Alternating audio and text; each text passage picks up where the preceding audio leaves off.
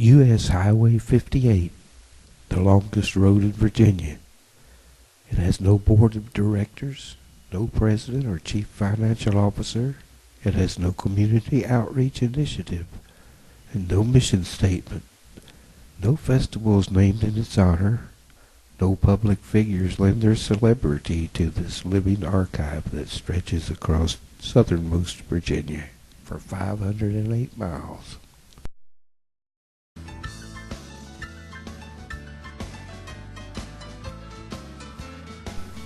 In 1938, cross-country travel was limited to those with a strong sense of adventure and a resolute desire to reach their destination.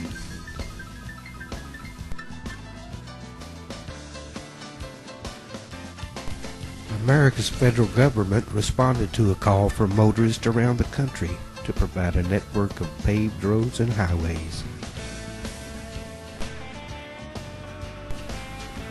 Teams of men and machinery worked tirelessly to bring to fruition the hopes and dreams of families and individuals eager to branch out and explore the rich American landscape.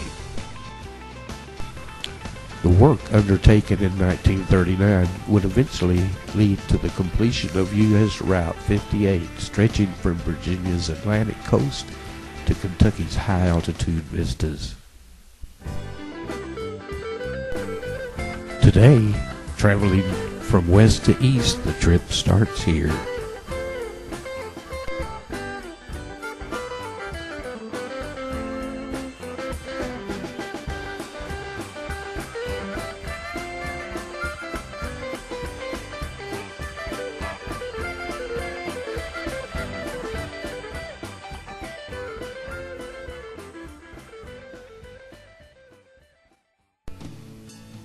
From Pinnacle Point, a look east provides a panoramic view of the Powell Valley, home to the first pioneer settlements in southwest Virginia.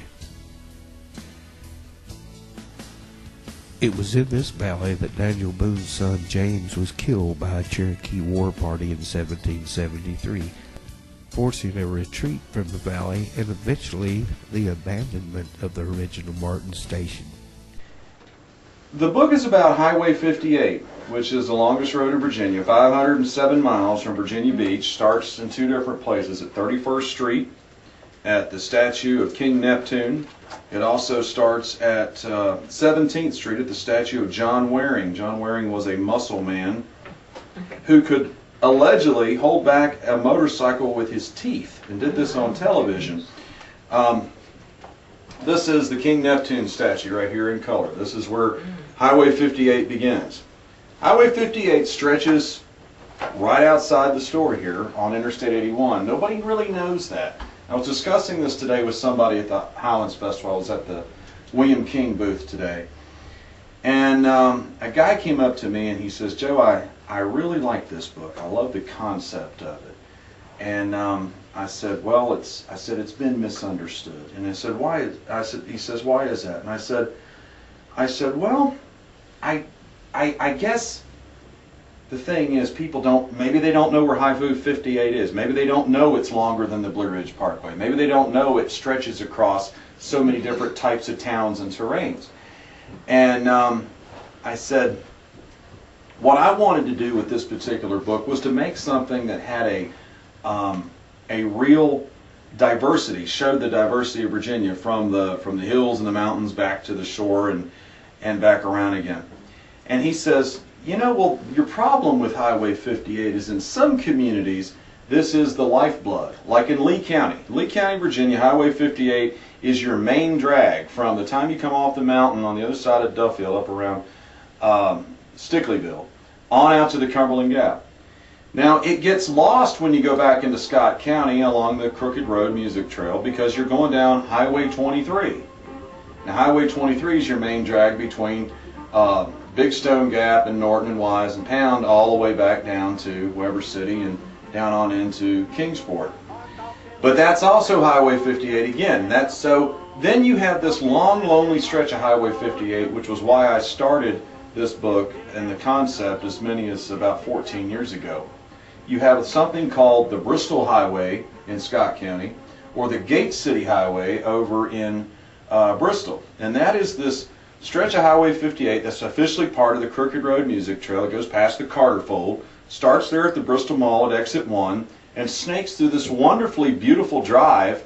It's kind of treacherous. It takes you about 40 minutes to get to Gate City that way. If you go into Tennessee, you can be there in 29 minutes. But if you want to take, so you got to go out of state to save some time. But in 1996, I worked, my day job is at the Bristol newspaper. In 1996, I did a big story about Gate City Highway because there was a lot of production on this thing to turn Highway 58 into this 4-lane corridor all across Virginia. And there was a lot of people that were fighting that. One person was John Sowers, who is he was an artist up at White Top, Virginia for many years. John, and also was at the William King Arts Center. John didn't want to see it go through the Mount Rogers National Recreation Area. Just go east of Damascus, on up to Grayson Highlands, and on over towards Volney, and try to picture a 4-lane highway going past all of that. There's no way you could ever do it without action. Then there was ideas of ripping into Taylor's Valley, going outside into North Carolina, and after a while it was kind of like, well, do we really have to push this round peg into this square hole? There's really no reason to have to do this. But when politicians get together, they like to take a line or something. They may be sitting in Richmond or in a boardroom in Roanoke or somewhere, and they're saying, oh, look at that thing. We could make a transportation corridor and link all those little towns down there. If you go through Washington County, again, if you say Highway 58, people say, well, that's that road goes out to Damascus. From there, from Damascus, it goes on across Grayson County and on into Galax and on back over, eventually over to Martinsville and Danville and Clarksville and South Hill and Lawrenceville, and a lot of villes in there. And then eventually on out to Suffolk and Franklin and Portsmouth and Chesapeake and Virginia Beach and Norfolk.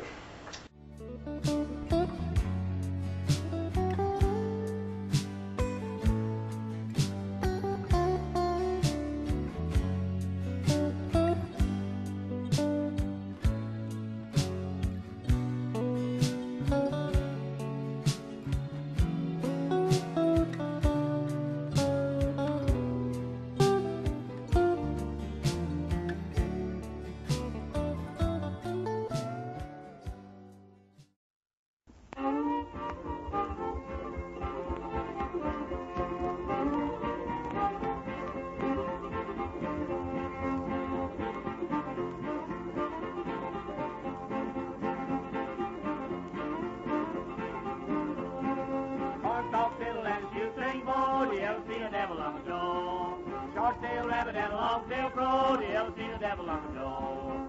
You ever seen a devil on the door?